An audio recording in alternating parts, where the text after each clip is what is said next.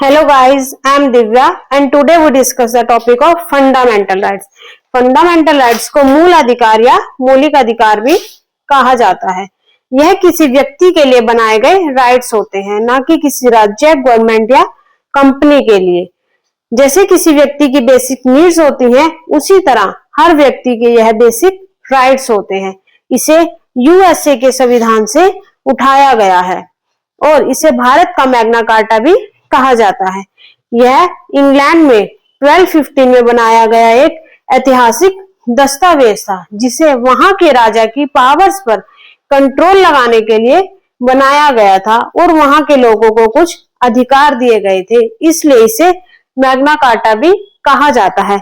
इसी कारण इंग्लैंड में rule of law and due process system introduce हुआ था। अब लीगल राइट्स होते हैं, वो राइट्स को पब्लिक हमसे छीन सकती है, लेकिन गवर्नमेंट हमसे उन राइट्स को नहीं छीन सकती। इसी तरह फंडामेंटल राइट्स को ना तो पब्लिक हमसे छीन सकती है और ना ही गवर्नमेंट। अब क्या होता है कि अगर किसी व्यक्ति को लगे कि उसके अधिकारों का हनन हो रहा है, तो वह आर्टिकल 32 के तहत सुप्रीम कोर्ट जा सकता है एंड आर्टिकल 226 के तहत हाई कोर्ट भी जा सकता है। हाई कोर्ट और सुप्रीम कोर्ट को guardians of the fundamental rights कहा जाता है। इसमें ड्यूरिंग इमरजेंसी के समय राष्ट्रपति चाहे तो इन सभी फंडामेंटल राइट्स को सस्पेंड भी कर सकता है, सिवाय आर्टिकल 20 एंड 21 को छोड़कर। पार्लियामेंट के पास पावर होती है कि वह इन सभी लॉज को क्रिएट कर सकता है और इनमें अमेंडमेंट कर सकता है, लेकिन ऐसा करते वक्त फंडामेंटल राइट्स के बेसिक स्ट्रक्चर का खंडन नहीं होना चाहिए। अब जो ये फंडामेंटल राइट्स हैं, ये इंडिया में एब्सोल्यूट नेचर के नहीं होते, इनकी यही चीज इन्हें यूएसए के फंडामेंटल राइट्स से अलग बनाती है। अब जैसे इंडिया में लोगों को फंडामेंटल राइट्स मिला है कि वह स्पीच एंड एक्सप्रेशन का, लेकिन ऐसा नहीं है कि वह किसी भी व्यक्ति को कुछ भी बोल दे या कुछ भी कह दे या नेशनल फ्लैग में आग लगा दे। यहाँ रिस्ट्रिक्शन लगाया गया है। Fundamental rights part 3 of the constitution, ये राइट्स इन्फोर्सिएबल बाय कोर्ट होते हैं, मतलब कि यह राइट्स वाद योग्य होते हैं, इन्हें हम कोर्ट से इन्फोर्स करवा सकते हैं। ये guaranteed rights and justiciable rights होते हैं। वहीं दूसरी तरफ directive principle of state policy part 4 of the constitution, ये right non enforceable by courts होते हैं, मतलब ये राइट वाद योग्य नहीं होते। ये स्टेट की गवर्नेंस की तरह होते हैं और ये गाइडलाइंस की तरह काम करते हैं।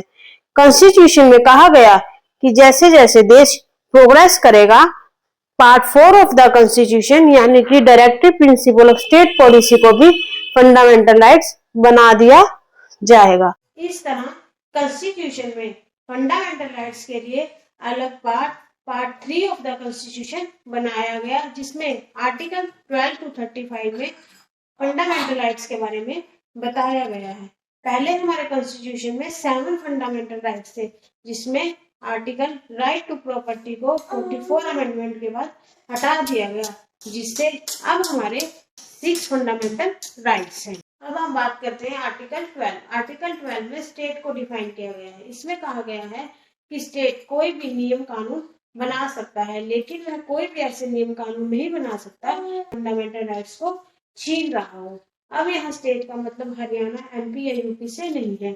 यहाँ स्टेट में government, parliament, state legislator and government control bodies को कहा गया है, और इसमें कहा गया है कि राज्य को एक्सप्लेन आर्टिकल 13 में किया गया है, लेकिन आर्टिकल 36 कहता है कि राज्य की परिभाषा वही समझी जाए जो आर्टिकल 12 में दी गई है। हम बात करते हैं आर्टिकल 13 की। आर्टिकल 13 क्या कहता है? यह इनकंसिस्टेंट एंड डेरोगेशन की बात करता है। इसमें कहा गया है कि अगर कभी कोई गलत कानून मतलब कि असंगत कानून बन जाए तो जुडिशरी बीच में आ सकती है और वह उसका ऑब्जर्व करेगी कि यह कानून सही है या नहीं। अगर उसे लगता है कि यह कानून बिल्कुल भी सही नहीं है तो जुडिशरी बीच में आकर उसका पूर्वावलोकन कर उस कानून का अल्पीकरण कर सकती है, मतलब जुडिशरी कह सकती है कि यह कानून मान्य नहीं होगा। अब हम बात करते हैं आर्टिकल 14 टू आर्टिकल 18 की। इस सभी आर्टिकल्स में राइट टू इक्वालिटी की बात की गई है। मतलब इन सभी आर्टिकल्स में किसी न किसी वे से बताया गया है कि सभी के साथ एक समान व्यवहार किया जाएगा। आर्टिकल 14 क्या कहता है कि इक्वालिटी बिफोर लॉ, यानी कि इसमें कहा गया है कि कानून के सामने सब समान है, चाहे वो हिंदू हो, सिख हो, ईसाई हो, मुस्लिम हो या शूद्र हो। पहले क्या होता था कि लोग ब्राह्मण अगर 100 खून भी कर दे तो उसके 100 खून भी माफ किए जाते थे। इसी के अलावा अगर कोई नीची जाति का है वह एक खून भी कर दे तो उसे बहुत भारी सजा मिलती थी। लेकिन अब ऐसा नहीं है, कानून सभी के साथ एक समान न्याय करता है।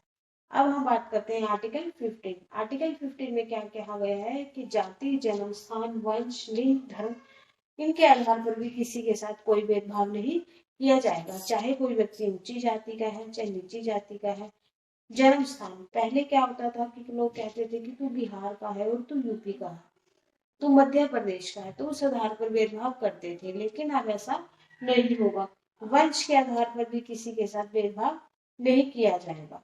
जन्म, लिंग, पहले क्या होता था कि लोग लड़का लड़की के आधार पर भी भेदभाव करते थे, अब ऐसा नहीं होगा। धर्म, हिंदू मुस्लिम के आधार पर भी किसी के साथ भेदभाव नहीं किया जाएगा।